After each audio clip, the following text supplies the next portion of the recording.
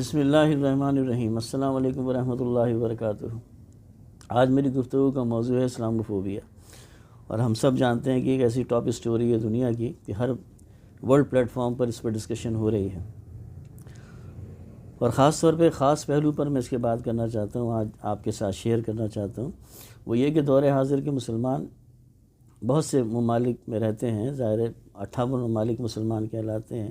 ہم میں زیادہ تر مسلمان یہ سمجھتے ہیں کہ ہم مسلمانوں کے بیچ میں کچھ چند مسلمانوں نے ایسی غلطی کر دی جس کی بنیاد پر اسلاموفوبیا کا مرض ہو گیا غیر مسلموں کو اور اسلام کے نہ ماننے والوں کو۔ یہ مانا جاتا ہے کہ دور جدید میں، دور حاضر دور میں کچھ مسلمانوں سے غلطی ہو گئی جس سے یہ معاملہ کھڑا ہو گیا، اور اسی بنیاد پر ہمارا رویہ، ہمارے لیڈرز کا رویہ ہر سطح پر ہم دیکھتے ہیں کہ بڑا اپولوجیٹک ہوتا ہے، اور ہم کچھ بڑے امبیرسنگ انداز میں ہم یہ یقین دلانے کی کوشش کر رہے ہوتے ہیں کہ جی ہم بڑے پیس لونگ ہیں، پیس سے محبت کرنے ہم والے ہیں، اور ہم جھگڑالو نہیں ہیں۔ اور یہاں تک جملہ سننے میں آتا ہے ٹو سچ این ایکسٹینٹ کہ لوگ یہ کہہ رہے ہوتے ہیں، اکثر بڑے ذمہ دار، to make the non Muslims understand کہ جی ہم میں سے چند لوگوں نے اگر کوئی غلط کام کر دیا تو ساری کمیونٹی کو تو برا نہیں کہنا چاہیے۔ یہاں تک ہم جو ہے اپنے آپ کو ایکسپلین کرتے ہوئے نظر آتے ہیں۔ تو آئیے تحقیق کی روشنی میں ہم دیکھتے ہیں کہ واقعی یہی بات سچ ہے یا سچائی کچھ اور ہے۔ تحقیق کی روشنی میں ہم اس بات کو ثابت کرنے کی کوشش کرتے ہیں کہ کیا یہی بات سچ ہے یا حقیقت کچھ اور ہے۔ اس کے لیے مدد لیتے ہیں قرآن کی سورہ بقرہ آیت نمبر 120۔ سورہ بقرہ آیت نمبر 120 میں اللہ تعالیٰ فرماتے ہیں کہ اے نبی محمد صلی اللہ علیہ وسلم، یہود و نصارہ آپ سے جب تک راضی نہیں ہوں گے جب تک کہ آپ ان کے باطل دین کو قبول نہ کر لیں۔ اللہ اکبر۔ اس سے بالکل واضح ہو جاتا ہے کہ یہ اسلاموفوبیا کا مرض یہ ابھی کا نہیں ہے بلکہ سینکڑوں سال پرانا ہے۔ جب سے نبی صلی اللہ علیہ وسلم نے اللہ کے دین، اللہ کے توحید کا پرچار کیا، پروپیگیٹ کیا، اسے تبلیغ شروع کیا کوہ صفا کی پہاڑی پہ چڑھ کے، وہیں سے یہ تمام چیزیں شروع ہو گئیں، اسلام کے خلاف دشمنی وغیرہ وغیرہ، اور یہ مکے کے اندر کی 13 سال مظالم جو نبی صلی اللہ علیہ وسلم کے اور ان کے ساتھیوں کو کیے گئے، اور 13 سال شدید ظلم کیا گیا، یہ اسلاموفوبیا تھا۔ اس کے بعد نبی صلی اللہ علیہ وسلم کو مجبور کیا گیا کہ وہ مدینہ کی طرف ہجرت کریں، اپنے شہر کو چھوڑیں، یہ اسلاموفوبیا تھا۔ اور وہ 7 روز جو پورا 450 کلومیٹر کا سفر مکہ سے لے کر مدینہ کا نبی صلی اللہ علیہ وسلم کا ابوبکر صدیق رضی اللہ عنہ کے ساتھ، یہ سارا جو معاملہ تھا یہ اسلاموفوبیا تھا۔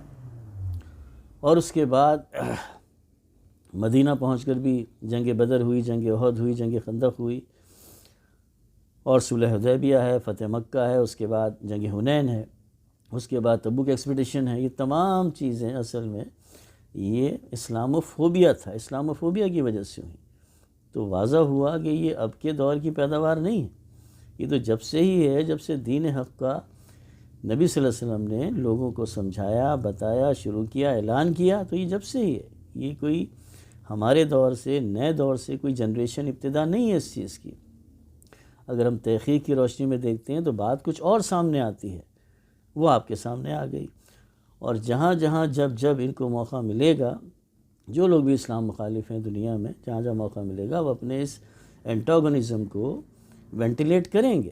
مثال کے طور پہ ابھی ہم نے دیکھا کہ اسرائیل کا وزیر اعظم ہے نتنیاہو، پرائم منسٹر اسرائیل کا، اس نے کھلے عام میڈیا پر کہا، کھلے عام اسے میڈیا پر کہا کہ ہم زیادہ سے زیادہ کیجولٹیز چاہتے ہیں سویلینز کی، جو کہ جنیوا کنونشن ہے، ویانا کنونشن ہے، ان سب کے خلاف، اور UN کے جتنے بھی چارٹرز آف پیس ہیں وہ تمام کے خلاف۔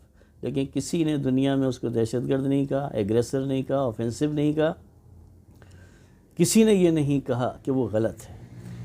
لیکن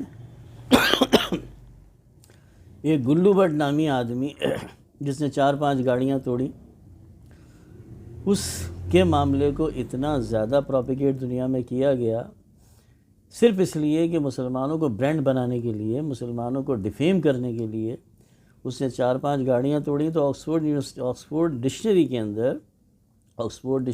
کے اندر اس کے نام کو کوائن کر دیا گیا، اس حوالے سے گلو بٹزم، یعنی تباہی لانے والا، بربادی کرنے والا وغیرہ وغیرہ وغیرہ۔ تو یہ جو ڈائیکاٹمی ہے لوگوں کی کہ ایک آدمی وزیر اعظم ہونے کے باوجود بھی وہ کہہ رہا ہے کہ ہم سویلینز کی کیجولٹیز زیادہ سے زیادہ چاہتے ہیں، لیکن کسی یورپین کنٹری کو تکلیف نہیں ہوئی اور کسی نے اس کو ایگریسو نہیں کہا، کسی نے اس کو وائیولیٹر نہیں کہا، لیکن ایک آدمی 4-5 گاڑیاں توڑتا ہے تو اسے ایک آکسفورڈ ڈکشنری میں اس کا نام کوائن کر دیا جاتا ہے، اس کے نام سے ایک ورڈ کوائن کر دیا جاتا ہے کہ تباہی لانے والا، بربادی لانے والا۔ تو اس قسم کے سینکڑوں واقعات ہیں۔ تو پہلی بات تو یہ ہے کہ یہ اسلاموفوبیا جو ہے وہ آج کی جنریشن نہیں ہے، آج کی کوئی ہیپننگ نہیں ہے کہ ہم یہ سمجھیں کہ ہم مسلمانوں سے یا مسلمانوں کے بیچ کچھ افراد سے ایسی کوئی غلطی ہوئی جس کی بنیاد پر اسلاموفوبیا جو ہے کا مرض لگ گیا غیر مسلموں کو۔ ایسا بالکل بھی نہیں ہے۔ تاریخ کی روشنی میں جب ہم دیکھتے ہیں تو معاملہ کچھ اور نظر آتا ہے۔ اب سوال یہ ہے کہ اس مسئلے کو ہم ایڈریس کیسے کریں، مسلمان کس طریقے سے اس مسئلے کو ٹیکل کریں۔ تو کم سے کم یہ بات تو سامنے آ جاتی ہے کہ یہ طریقہ تو بالکل غلط ہے کہ آپ اتنا زیادہ ایمبیرسنگ انداز میں اپولوجیٹک ہوں، تو وہ تو قیامت تک نہیں مانیں گے۔ قرآن کہتا ہے کہ جب تک کہ آپ ان کے دین کو اختیار نہیں کر لیں گے اس وقت تک وہ آپ کے ساتھ would not be satisfied، وہ کبھی بھی نہیں ہوں گے۔ تو سوال یہ ہے کہ پھر what should we do in this connection to appease that situation and also that to fizzle out that sort of which is called to be the Islamophobia۔ کس طریقے سے ہم اس کو جو ہے ایڈریس کریں گے؟ اس کے لیے 3 اسٹیپس ہیں، میں یہ سمجھتا ہوں 3 اسٹیپس ہیں۔ نمبر 1، سب سے پہلے تو آپ اپنے دین حق کو سمجھیں، اپنے دین کی حقانیت کو جانیں، اسے پڑھیں سب سے پہلے۔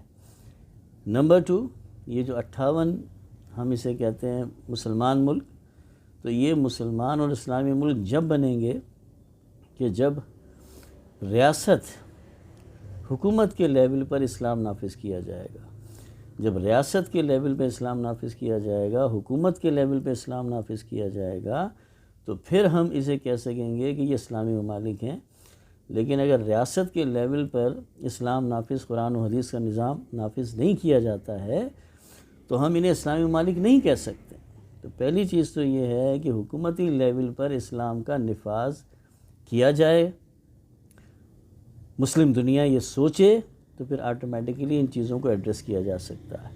لیکن جب تک آپ حکومتی لیول پر انہی کا نظام چلاتے رہیں گے، انہی کا میکینزم چلاتے رہیں گے، تو پھر اس کا کوئی فائدہ نہیں ہوگا کہنے کا کہ جی ہم اسلامی ملک ہیں، اسلامی ملک حکومت بھی۔ یہاں ایک اور بات میں کلیئر کر دوں کہ یہ جو مدینہ ریاست کی بات کرتے ہیں لوگ کہ مدینہ کی ریاست کو ہم اسٹیبلش کریں گے، اچھی سوچ ہے، بڑی اچھی بات ہے، میں اس کو اپریشیٹ کرتا ہوں۔